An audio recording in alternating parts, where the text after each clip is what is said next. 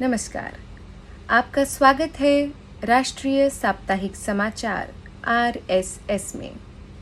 इस श्रृंखला में हम आपको कुछ बासी खबरें ताजगी के साथ फिर से प्रस्तुत करेंगे। इस हफ्ते की भी शुरुआत करेंगे कर्नाटक से, जहां एक और बार फिर से बड़ा नाटक हुआ। दरअसल 5 घंटे की मूसलाधार बारिश के बाद बेंगलोर की सड़कों पर बाढ़ आ गई। वहां पर लोग एक बेंगलोर के बरसाती बेंग को ढूंढ रहे थे। ये निर्वाचित बरसाती बेंग, जिसका साइंटिफिक नाम टीसूरिया है, अमूमन तौर पर जो बेंग बारिश में बाहर आ जाते हैं उनसे अलग बारिश में गायब हो जाता है।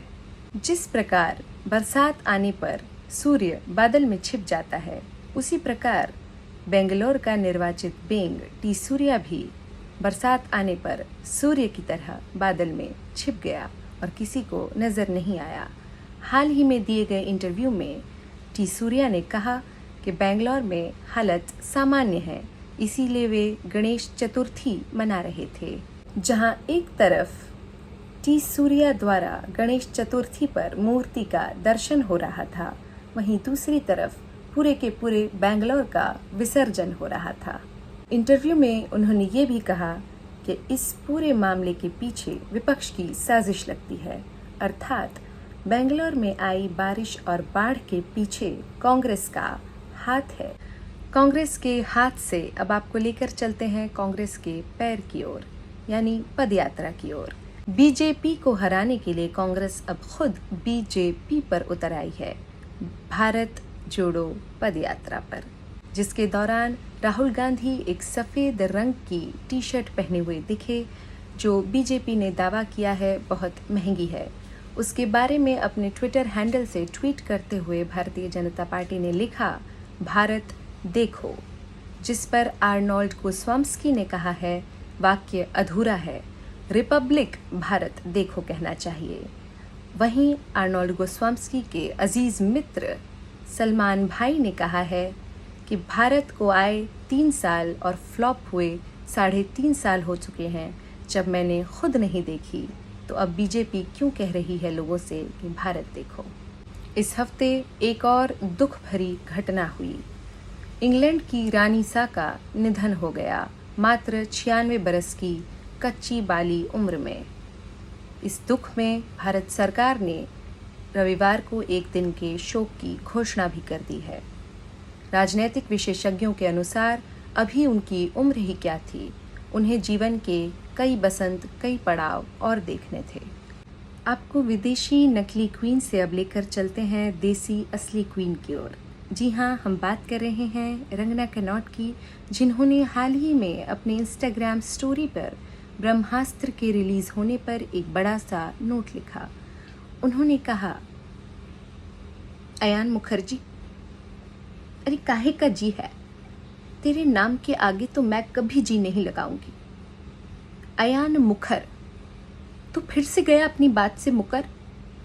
तूने कहा था ये जो पिक्चर है पिछले साल आने वाली थी दिसंबर में, तुम लोगों ने 14 DOP 85 जो है AD बदले हैं, 600 करोड़ रुपए फूके हैं, इतना DOP AD बदले हैं, तुझसे एक झंडा बेरर ऑफ गंदा नेपोटिज्म नहीं बदला गया, एक प्रोड्यूसर नहीं बदला गया तुझसे।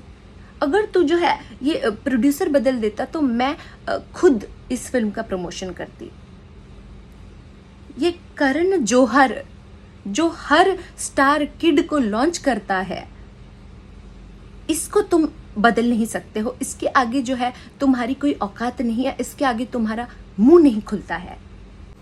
अयान मुखर, तेरे नाम के ना आगे ना पीछे मैंने कभी जी लगाना है, क्योंकि जी का मतलब होता है जीनियस। अगर कोई भी इंसान इसके नाम के आगे जीनियस लगाता है या इसको अयान मुखर जी बोलता है तो उसको जेल हो जानी चाहिए, कानून मेरे अंगूठे के नीचे। और अगर तुम में से किसी ने भी इसके नाम के आगे जो है जी लगाया है, इसको अयान मुखर जी बोला है या फिर इसको जीनियस बोला है, तो ना सिर्फ मैं तुम लोगों को जेल भिजवाऊंगी, बल्कि तुम लोगों को इतने इतने झूठ मारूंगा कि मार मार के टाट नकली कर दूंगा, और सॉरी गंजी कर दूंगा। धन्यवाद। हाल ही में एक इंटरव्यू में रंगना ने ये भी कहा था कि वो गांधीवादी नहीं नेतावादी हैं। हमें समझ नहीं आ रहा वो इतना घुमा फिरा कर क्यों बोल रही हैं कि न तो वो गांधीवादी हैं न वो नेतावादी हैं, वो सिर्फ नरेंद्र दामोदर दास मोदीवादी हैं।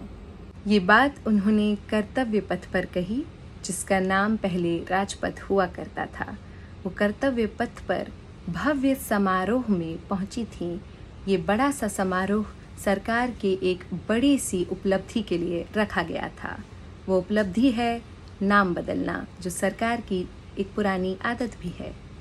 नाम को बदलकर इस बार राजपथ से कर्तव्य पथ कर दिया गया। इस बात पर कर्तव्यनाथ सिंह और कर्तव्य ठाकरे ने सरकार को बधाई दी है। कर्तव्य श्री पान मसाला, स्वाद में सोच है। इसी के साथ इस बार का RSS राष्ट्रीय साप्ताहिक समाचार खत्म होता है। अगली बार आपसे फिर मुलाकात होगी।